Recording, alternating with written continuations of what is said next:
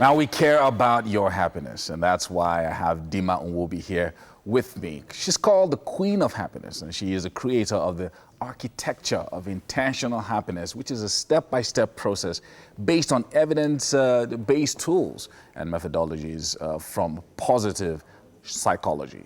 She is about to highlight the difference between being happy and being content. But before that, last week you started talking to us about the architecture of happiness, the step-by-step process. And we started with step 1, 2, and 3. And you're just going to finish up with step 4 and 5 before we then look at the differences between contentment and happiness. So talk to us. Okay.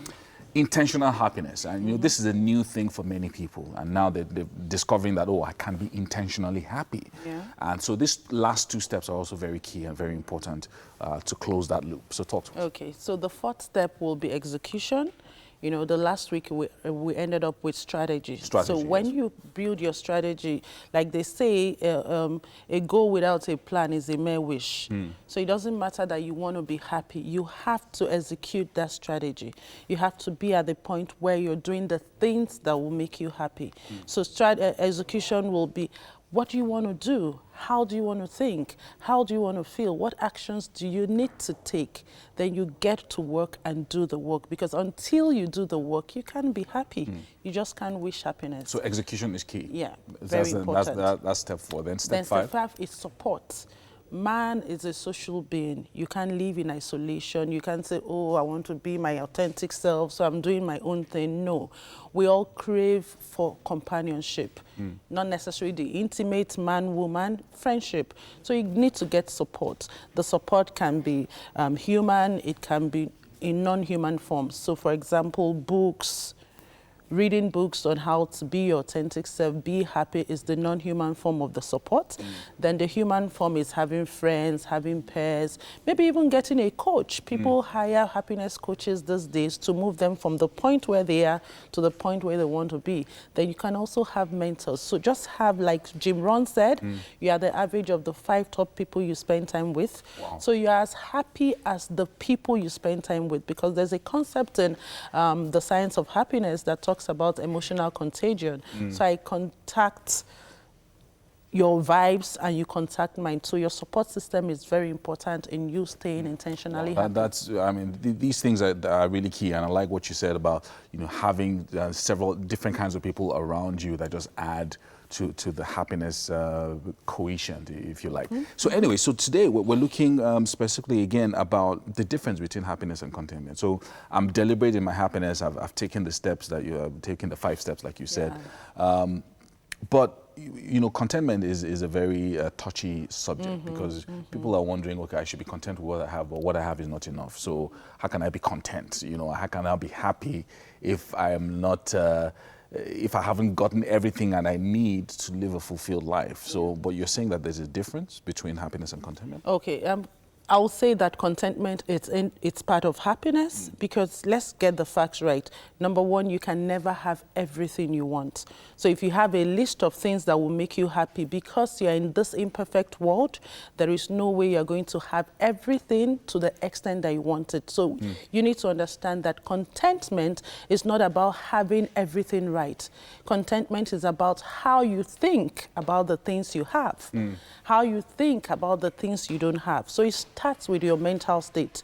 So you need to first of all realize that, hey, this is life, this is what I've got. I can't have everything. And so how would you rather live with what you have? That's the contentment. Right. Secondly, you have to also realize that being content means looking at the things that have happened in your past and being grateful for them and taking the lessons. One of the things why people are not happy or content in the present, it's because they have those baggages from the past that they've not put in right perspective. Right. So you need to look at the things that happened in your past. And it might sound, somebody might be wondering what she's saying. Even those things that were seemingly not so good in your past are lessons that are supposed to teach you how to do life in the present. So if you are able to take the lessons from your past, then in the present, you can be happy and content with what you have. But remember when we talked about the science, we said that how happy or content a person can be has to do with your consistent thoughts, your consistent feelings, and the deliberate actions that you take. Yeah, but some people nowadays, we have all these motivational speakers and people who say, go out there and get what you need and don't be satisfied with your present level, move to the next level and move to another dimension and all of those kinds of things. And a lot of people that I've met have expressed the fact that these things make them want more out of life. Yeah. And, wanting more out of life, you don't want to be seen as lazy or complacent and all of that. So is there a fine line between being content and being complacent? Because if I'm content with my level, there may be people around me who might be thinking, oh, this guy can do better, he can move up. But I'm just content, I don't want to move. So is there a fine line between the two? So what we'll say is this, you need to understand that in being content, in wanting more, it's a natural thing. Everybody wants to actualize themselves. You want to get more. But in being happy and content, please don't miss out the fact that growth is a process. So on all of those things that you want, it's going to take steps.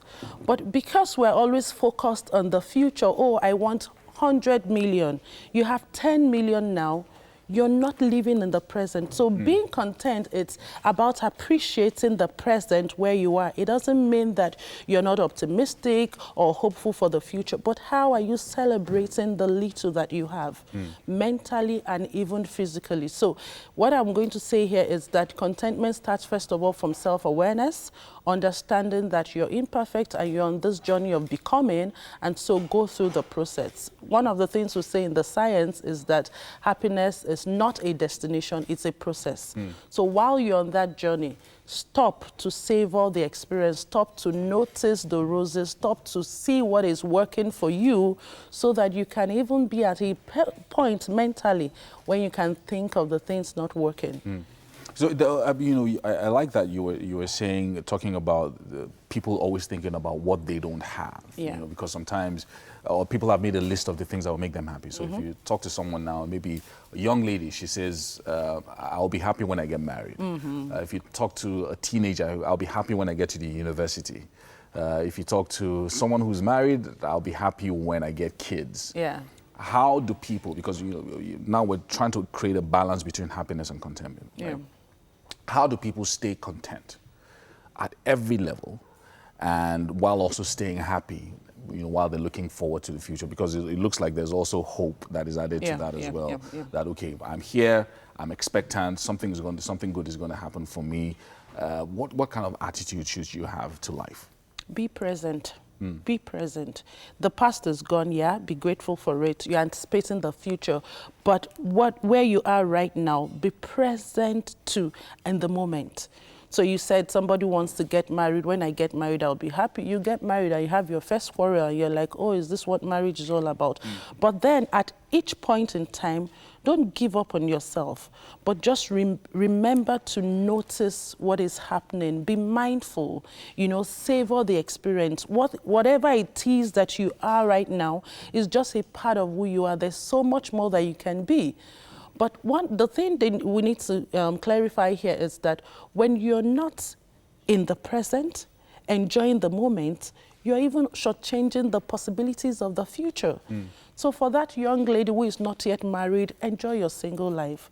For that woman who is expecting a baby, enjoy this present time, because when that baby comes, there will be so much things on you that you would wish you could escape for a moment to just be yourself. For that teenager, 10 years is the best time of your years to learn and acquire all of those skills. Savor it.